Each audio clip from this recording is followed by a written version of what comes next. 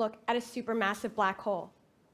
Set against a backdrop of bright gas, the black hole's massive gravitational pull bends light into a ring. However, this isn't a real photograph, but a computer graphic rendering, an artistic interpretation of what a black hole might look like. 100 years ago, Albert Einstein first published his theory of general relativity. In the years since then, scientists have provided a lot of evidence in support of it.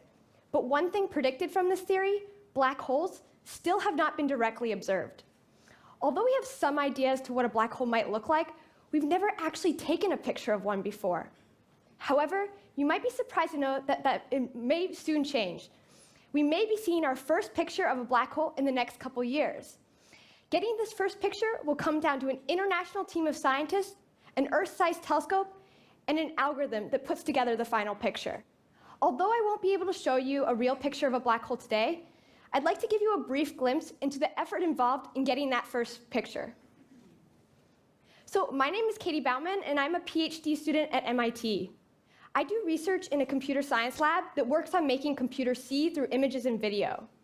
But although I'm not an astronomer, today I'd like to show you how I've been able to contribute to this exciting project. So if you go out past the bright city lights tonight, you may just be lucky enough to see a stunning view of the Milky Way galaxy. And if we could zoom past millions of stars, 26,000 light years towards the heart of the spiraling Milky Way, we'd eventually reach a cluster of stars right at the center. Peering past all the galactic dust with infrared telescopes, astronomers have watched these stars for over 16 years. But it is what they don't see that is the most spectacular. These stars seem to orbit an invisible object. By tracking the paths of these stars, astronomers have concluded that the only thing small and heavy enough to cause this motion is a supermassive black hole, an object so dense that it sucks up anything that ventures too close, even light. But what happens if we were to zoom in even further? Is it possible to see something that, by definition, is impossible to see? Well, it turns out that if we were to zoom in at radio wavelengths, we expect to see a ring of light caused by the gravitational lensing of hot plasma zipping around the black hole. In other words, the black hole casts a shadow on this backdrop of bright material, carving out a sphere of darkness. This bright ring reveals the black hole's event horizon, where the gravitational pull becomes so great that not even light can escape.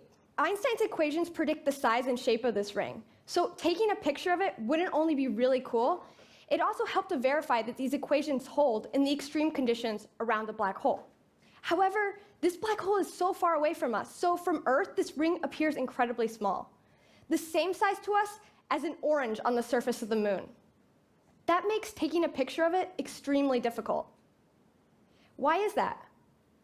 Well, it all comes down to a simple equation. Due to a phenomenon called diffraction, there are fundamental limits to the smallest objects that we can possibly see. This governing equation says that in order to see smaller and smaller, we need to make our telescope bigger and bigger. But even with the most powerful optical telescopes here on Earth, we can't even get close to the resolution necessary to image on the surface of the moon. In fact, here I show one of the highest resolution images ever taken of the moon from Earth. It contains roughly 13,000 pixels, and yet each pixel will contain over 1.5 million oranges. So how big of a telescope do we need in order to see an orange on the surface of the moon, and by extension, our black hole? Well, it turns out that by crunching the numbers, you can easily calculate that we would need a telescope the size of the entire Earth. And if we could build this Earth-sized telescope, we could just start to make out that distinctive ring of light indicative of the black hole's event horizon. Although this picture wouldn't contain all the detail that we get to see in computer graphic renderings, it would allow us to safely get our first glimpse of the immediate environment around a black hole. However, as you can imagine, building a single-dish telescope the size of the Earth isn't possible. But in the famous words of Mick Jagger, you can't always get what you want, but if you try sometimes, you might just find that you get what you need. And by connecting telescopes from around the world, an international collaboration called the Event Horizon Telescope is creating a computational telescope the size of the Earth, capable of resolving structure on the scale of a black hole's event horizon. This network of telescopes is scheduled to take its very first picture of a black hole just next year. Each telescope in the worldwide network works together. Linked through the precise timing of atomic clocks, teams of researchers at each of the sites freeze light by collecting thousands of terabytes of data. This data is then processed in a lab right here in Massachusetts.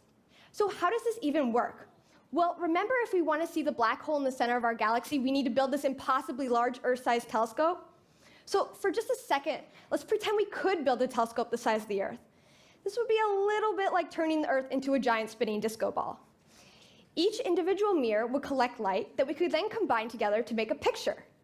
However, now let's say we removed most of those mirrors, so only a few remained. We could still try to combine this information together, but now there are a lot of holes.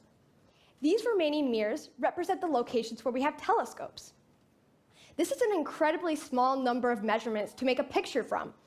But although we only collect light at a few telescope locations, as the Earth rotates, we get to see other new measurements.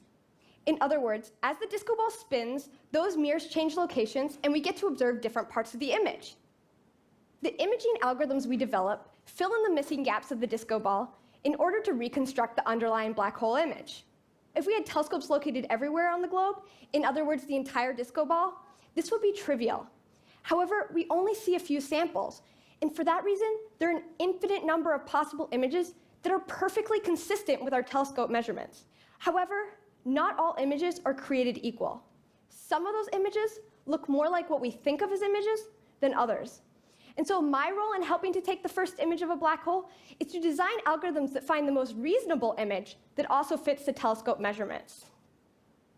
Just as a forensic sketch artist uses limited descriptions to piece together a picture using his knowledge of face structure, the imaging algorithms I develop use our limited telescope data to guide us to a picture that also looks like stuff in our universe.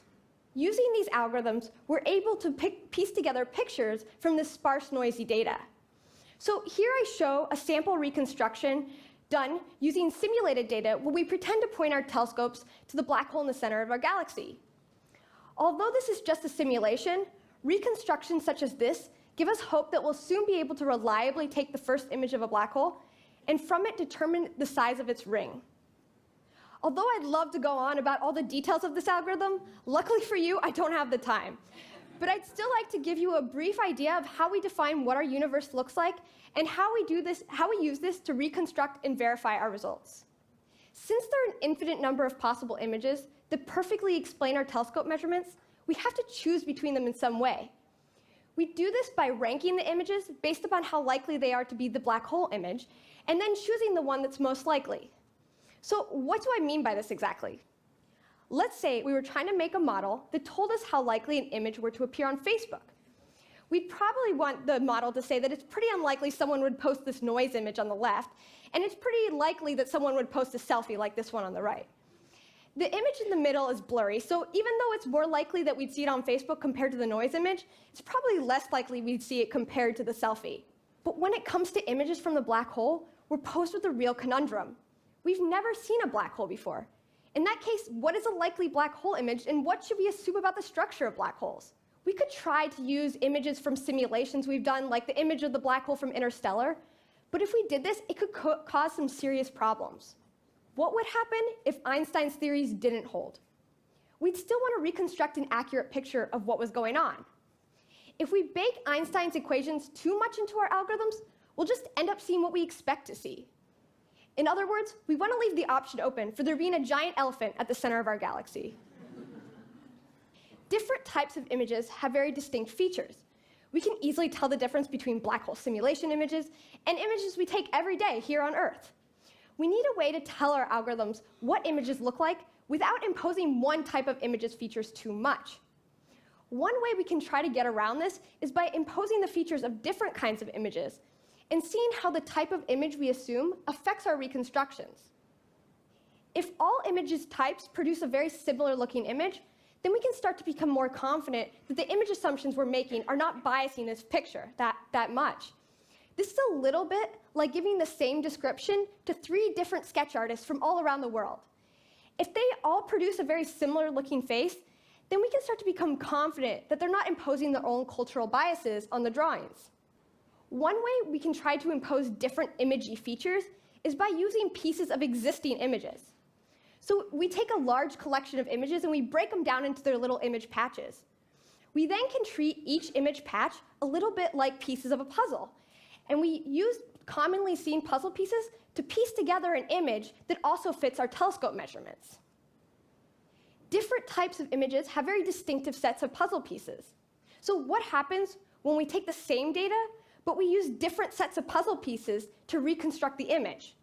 So let's first start with black hole image simulation puzzle pieces. Okay, this looks reasonable. This looks like what we expect a black hole to look like. But did we just get it because we fed it little pieces of black hole simulation images?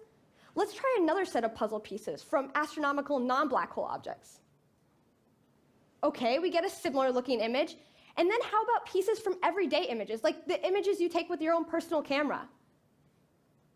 Great, we see the same image. When we get the same image from all different sets of puzzle pieces, then we can start to become more confident that the image assumptions we're making aren't biasing the final image we get too much. Another thing we can do is take the same set of puzzle pieces, such as the ones derived from everyday images, and use it to reconstruct many different kinds of source images. So in our simulations, we pretend the black hole looks like astronomical non-black hole objects, as well as everyday images, like the elephant in the center of our galaxy. When the results of our algorithms on the bottom look very similar to the simulation's truth image on top, then we can start to become more confident in our algorithms. And I just really want to emphasize here that all of these pictures were created by piecing together little pieces of everyday photographs, like you take with your own personal camera. So an image of a black hole we've never seen before may eventually be created by piecing together pictures that we see all the time of people, buildings, trees, cats, and dogs. Imaging ideas like this will make it possible for us to take our very first pictures of a black hole and hopefully verify those famous theories for which scientists rely on a daily basis. But of course, getting imaging ideas like this working would never have been possible without the amazing team of researchers that I have the privilege to work with. It still amazes me that although I began this project with no background in astrophysics, what we have achieved through this unique collaboration could result in the very first images of a black hole. But big projects like the Event Horizon Telescope are successful due to all the interdisciplinary expertise different people bring to the table. We're a melting pot of astronomers, physicists, mathematicians, and engineers,